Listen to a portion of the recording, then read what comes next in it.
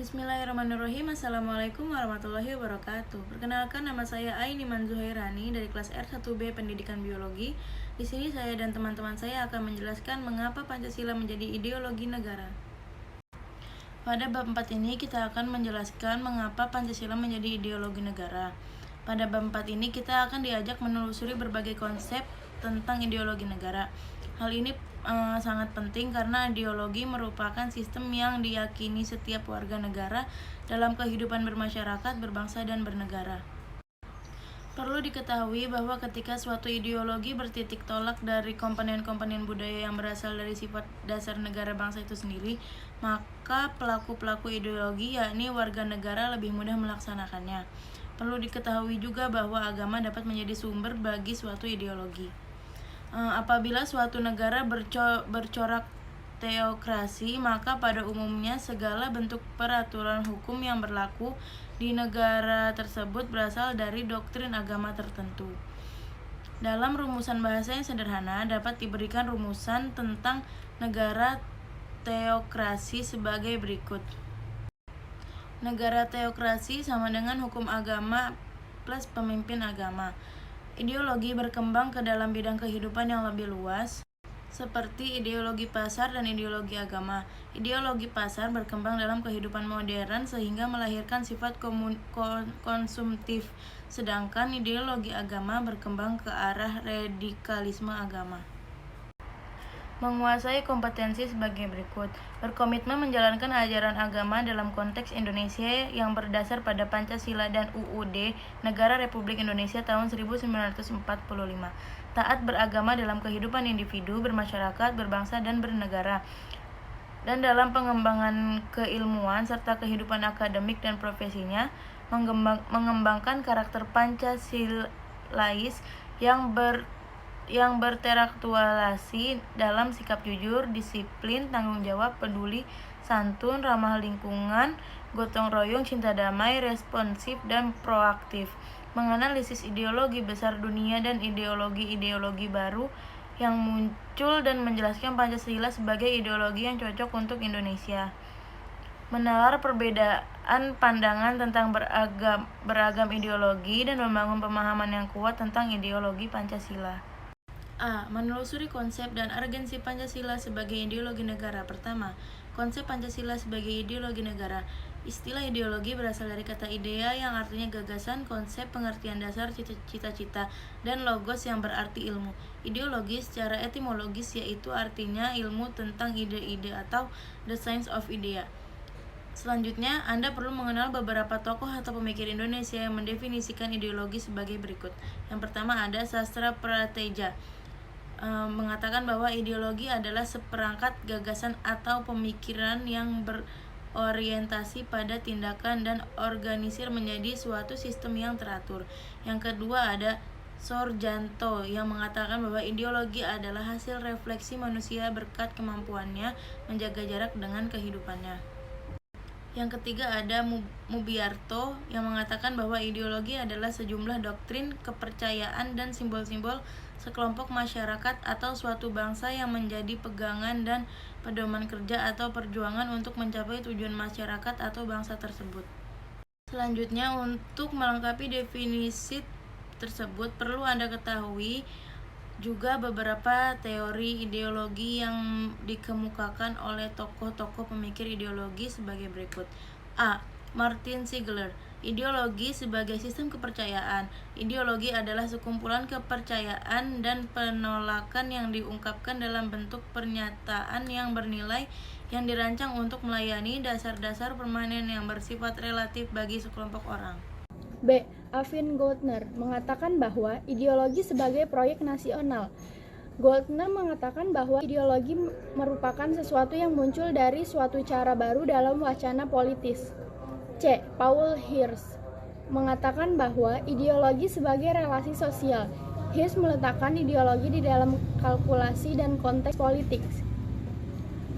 Seperangkat prinsip dasar sosial politik yang menjadi pegangan kehidupan. Sosial politik yang diinkorporasikan dalam dokumen resmi negara. B. Suatu pandangan hidup yang merupakan cara menafsirkan realitas serta mengutamakan nilai tertentu yang memengaruhi kehidupan sosial, politik, budaya. C. Suatu model atau paradigma tentang perubahan sosial yang tidak dinyatakan sebagai ideologi. Misalnya, ideologi pembangunan. D. Berbagai aliran pemikiran yang menonjolkan nilai tertentu yang menjadi pedoman gerakan suatu kelompok. Beberapa fungsi ideologi sebagai berikut. Struktur kognitif adalah keseluruhan pengetahuan yang dapat menjadi landasan untuk memahami dan menafsirkan dunia, serta kejadian-kejadian di lingkungan sekitarnya. B. Orientasi dasar negara membuka wawasan yang memberikan makna serta menunjukkan tujuan dalam kehidupan manusia. C. Norma-norma yang menjadi pedoman dan pegangan bagi seseorang untuk melangkah dan bertindak. D. Bekal dan jalan bagi seseorang untuk menemukan identitasnya. E. Kekuatan yang mampu menyemangati dan mendorong seseorang untuk menjalankan kegiatan dan mencapai tujuan. F. Pendidikan bagi seseorang atau masyarakat untuk memahami, menghayati, serta memolakan tingkah lakunya sesuai dengan orientasi dan norma-norma yang terkandung di dalamnya. Beberapa jenis ideologi dunia sebagai berikut. A. Marxisme-Leninisme adalah suatu paham yang meletakkan ideologi dalam perspektif evolusi sejarah yang didasarkan pada dua prinsip. Pertama, penentu akhir dari perubahan sosial adalah perubahan dari cara produksi. Kedua, proses perubahan sosial bersifat dialeksis. B. Liberalisme adalah suatu paham yang meletakkan ideologi dalam perspektif kebebasan individual, artinya lebih mengutamakan hak-hak individu. Sosialisme adalah suatu paham yang meletakkan ideologi dalam perspektif kepentingan masyarakat. Artinya, negara wajib menyejahterakan seluruh masyarakat atau yang dikenal dengan konsep welfare state. Sebagaimana yang telah diinformasikan oleh berbagai media massa bahwa terorisme dan narkoba merupakan ancaman terhadap keberlangsungan hidup bangsa Indonesia dan ideologi negara. Beberapa unsur ancaman yang ditimbulkan oleh aksi terorisme. A. Rasa takut dan cemas yang ditimbulkan oleh bom bunuh diri mengancam keamanan negara dan masyarakat pada umumnya. B. Aksi terorisme dengan ideologinya menebarkan ancaman terhadap kesatuan bangsa, sehingga mengancam disintegrasi bangsa. C. Aksi terorisme menyebabkan investor asing tidak berani menanamkan modal di Indonesia dan wisatawan asing enggan berkunjung ke Indonesia sehingga mengganggu pertumbuhan perekonomian negara. Beberapa unsur ancaman yang ditimbulkan oleh penyalahgunaan narkoba meliputi hal-hal sebagai berikut. A. Penyalahgunaan narkoba di kalangan generasi muda dapat merusak masa depan mereka sehingga berimplikasi terhadap keberlangsungan hidup bernegara di Indonesia. B. Perdagangan dan peredaran narkoba di Indonesia dapat merusak reputasi negara Indonesia sebagai negara yang berlandaskan pada nilai-nilai Pancasila.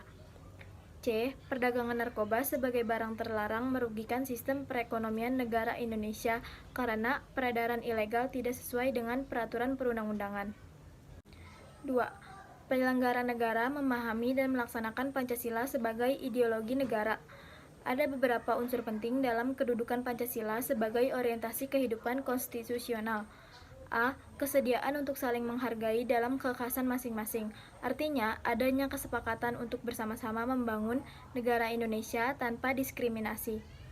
B. Aktualisasi 5 sila Pancasila. Artinya, sila-sila dilaksanakan dalam kehidupan bernegara sebagai berikut. 1. Sila ketuhanan yang Maha Esa dirumuskan untuk menjamin tidak adanya diskriminasi atas dasar agama, sehingga negara harus menjamin kebebasan beragama dan pluralisme ekspresi keagamaan. 2.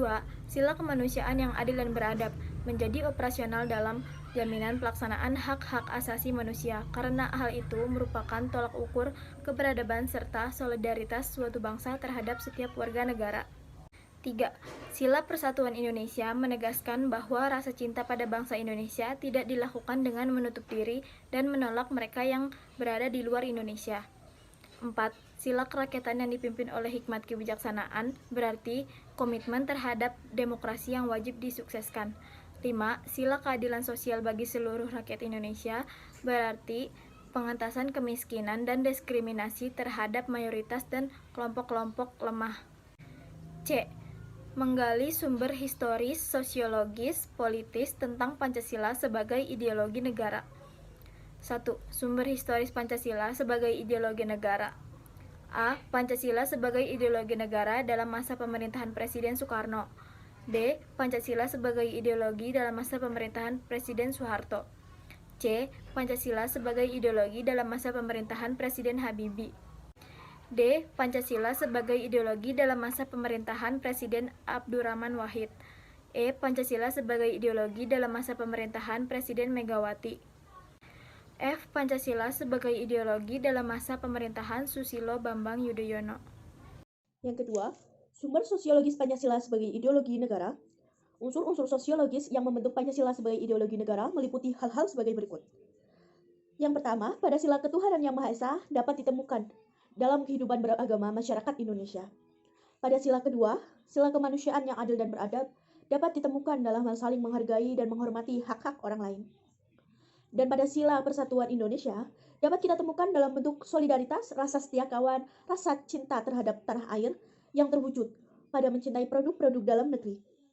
Dan pada sila yang keempat, sila kerakyatan yang dipimpin oleh hikmat kebijaksanaan dalam permusyawaratan atau perwakilan dapat kita temukan dalam bentuk menghargai pendapat orang lain, semangat musyawarah dalam mengambil keputusan. Dan pada sila yang kelima, sila keadilan sosial bagi seluruh rakyat Indonesia, tercermin dalam sikap suka menolong, menjalankan gaya hidup sederhana, tidak menyolok, atau berlebihan. Yang ketiga, sumber politis Pancasila sebagai ideologi negara. Pada sila ketuhanan yang Maha Esa, diwujudkan dalam bentuk semangat toleransi antar umat beragama. Pada sila kemanusiaan yang adil dan beradab, diwujudkan penghargaan terhadap pelaksanaan hak asasi manusia di Indonesia. Pada sila yang ketiga, sila persatuan Indonesia terwujudkan dalam mendahulukan kepentingan bangsa dan negara daripada kepentingan kelompok atau golongan, termasuk kepentingan politik. Dan yang keempat, pada sila kerakyatan yang dipimpin oleh hikmat kebijaksanaan dalam permusyawaratan atau perwakilan, diwujudkan dalam mendahulukan pengambilan keputusan berdasarkan musyawarah daripada voting. Dan pada sila yang kelima, sila keadilan sosial bagi seluruh rakyat Indonesia dapat diwujudkan dalam bentuk tidak menyalahgunakan kekuasaan untuk memperkaya diri ataupun kelompok. Karena penyalahgunaan kekuasaan itulah yang menjadi faktor pemicu terjadinya korupsi. D. Membangun argumen tentang dinamika dan tantangan Pancasila sebagai ideologi negara. Dinamika Pancasila sebagai ideologi negara dalam sejarah bangsa Indonesia memperlihatkan adanya pasang surut dalam pelaksanaan nilai-nilai Pancasila. Contohnya saja pada masa pemerintahan Presiden Soekarno. Dalam perjalanan pemerintahannya, ideologi Pancasila mengalami pasang surut karena dicampur dengan ideologi komunisme dalam konsep Nasakom. Dan pada pemerintahan Presiden Soekarno, ideologi Pancasila diletakkan pada kedudukan yang sangat kuat melalui TAP MPR nomor 2 garis miring 1978 tentang pemasyarakatan P4. Pada masa ini pula, ideologi Pancasila menjadi asas tunggal bagi semua organisasi politik dan organisasi masyarakat. Selanjutnya pada masa era reformasi, Pancasila sebagai ideologi negara di masa ini mengalami pasang surut dengan ditandai beberapa hal, seperti enggannya para penyelenggara negara mewancanakan tentang Pancasila, bahkan berujung pada hilangnya Pancasila dan kurikulum nasional. Meskipun pada akhirnya timbul kesadaran penyelenggara negara tentang pentingnya pendidikan Pancasila di perguruan tinggi. Yang kedua, argumen tentang tantangan terhadap Pancasila sebagai ideologi negara. Unsur-unsur apa sajakah yang memengaruhi tantangan terhadap Pancasila? Unsur-unsur ini. Yang kedua, argumen tentang tantangan terhadap Pancasila sebagai ideologi negara. Unsur-unsur yang meliputi tantangan Pancasila sebagai ideologi negara meliputi dua faktor, faktor eksternal dan faktor internal. Adapun faktor eksternal tersebut yaitu yang pertama, pertarungan ideologis antara negara-negara superpower, yaitu negara Amerika Serikat dan Uni Soviet yang terjadi pada tahun 1945 sampai 1990. Pertarungan ini berakhir pada bubarnya negara Soviet, sehingga Amerika menjadi satu-satunya negara superpower. Yang kedua, menguatnya isu kebudayaan global yang ditandai dengan masuknya berbagai ideologi asing dalam kehidupan berbangsa dan bernegara karena keterbukaannya informasi. Dan yang terakhir, yaitu karena eksploitasi terhadap sumber daya alam secara pasif. Dampaknya konkret adalah kerusakan lingkungan, seperti banjir dan kebakaran hutan. Adapun faktor-faktor eksternal meliputi hal-hal sebagai berikut. Yang pertama, karena pergantian rezim yang berkuasa. Hal tersebut melahirkan kebijakan politik yang berorientasi pada kepentingan kelompok atau partai, sehingga ideologi Pancasila sering terabaikan. Yang kedua, karena penyalahgunaan kekuasaan korupsi, mengakibatkan rendahnya kepercayaan masyarakat terhadap rezim yang berkuasa, sehingga kepercayaan terhadap ideologi menurun drastis. Ketidakpercayaan terhadap partai politik juga berdampak terhadap ideologi negara sebagaimana terlihat dalam bentuk gambar sebagai berikut. Mendeskripsikan esensi dan urgensi Pancasila sebagai ideologi negara. Hakikat Pancasila sebagai ideologi negara memiliki 3 dimensi, yaitu dimensi realitas. Dimensi ini mengandung makna bahwa nilai-nilai dasar yang terkandung dalam Pancasila bersumber dari nilai-nilai real yang hidup dalam masyarakat. Yang kedua, dimensi idealitas. Hal ini berarti bahwa nilai-nilai dasar Pancasila mengandung adanya tujuan yang dicapai, sehingga menimbulkan harapan dan optimisme, serta mampu menggugah motivasi untuk mewujudkan cita-cita. Dan yang ketiga, dimensi fleksibilitas. Dimensi ini mengandung relevansi atau kekuatan yang merangsang masyarakat untuk mengembangkan pemikiran-pemikiran baru tentang nilai-nilai yang terkandung di dalamnya. Pancasila sebagai ideologi bersifat terbuka, karena bersifat demokratis dan mengandung dinamika internal. Yang kedua, urgensi Pancasila sebagai ideologi negara. Beberapa peran konkret Pancasila sebagai ideologi meliputi hal-hal sebagai berikut. Yang pertama, ideologi negara sebagai penuntun warga negara.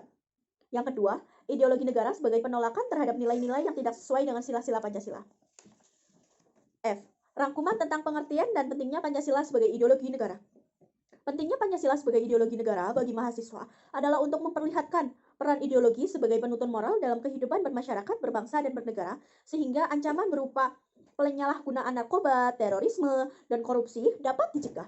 Di samping itu, Pancasila sebagai ideologi pada hakikatnya mengandung dimensi realitas, idealitas, fleksibilitas yang memuat nilai-nilai dasar, cita-cita, dan keterbukaan, sehingga mahasiswa mampu menerima kedudukan Pancasila secara akademis. Sekian penjelasan dari kelompok 4 tentang materi bab 4, mengapa Pancasila menjadi ideologi negara.